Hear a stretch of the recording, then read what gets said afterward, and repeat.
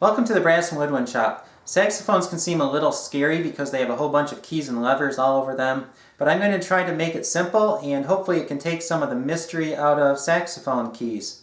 This video is to help in preparation to adjusting a saxophone. This video will be more helpful if you have your own saxophone and you're looking at it and studying it as you watch the video. Here's our saxophone, and you might notice that a lot of the keys are missing, and there's a reason for that, and that's because these keys, the right hand keys and the left hand keys, are all connected together. Those are the most difficult keys to adjust on a saxophone. You have 9 keys and 1 lever that work together, and if you can adjust those, basically you've done the saxophone and you know how to adjust. So we're just going to focus on the right and the left hand stack keys right now.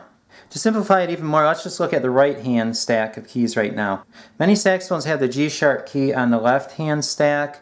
Either way works fine, and it's just on one side or the other. Either one will work. There's a G sharp key, which is controlled by a lever from the left hand pinky, and usually that's closed. There's a lever that keeps that one closed most of the time. There's the F sharp key, and that is controlled by these 3 keys. Any one of these 3 keys can close the F sharp key. I'm going to turn the saxophone over to show you how that works.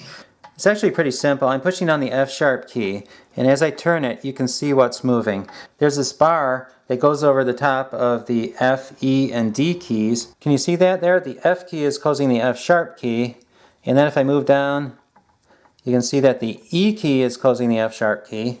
Then I'll move down again, and the D key is closing the F sharp key. That means you want the F to F sharp to close at the same time. And you want the E to F sharp key to close at the same time. And then the D to F sharp key to close at the same time. Then moving on to the G sharp key, there's a little tab on the F sharp key that should close the G sharp key at the same time. And moving up the saxophone, there's the B flat key. And the B flat key is controlled also by that little tab on the F sharp key. So these keys really do a lot of work. The little tab pushes down the B flat key, and then it goes along this rod and closes this key.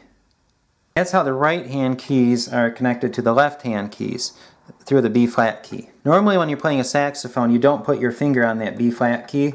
It's closed by any one of these keys or this key. You can close it by itself, but usually you use one of the other keys to do it.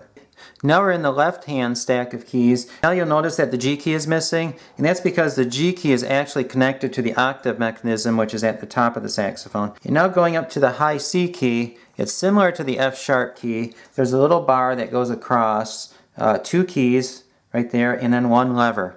The difference between a key and a lever is a key has a pad on it, and the lever does not. There's 1 lever on the left-hand stack of keys, and that's the auxiliary high F lever. And there are 2 keys that control the high C key. And I'll turn this around. The A key, which is right here, and the A key also closes the B flat key. So if you push down the A key, the A, B flat, and high C all close at the same time. Then the A key is also supposed to close the high C key.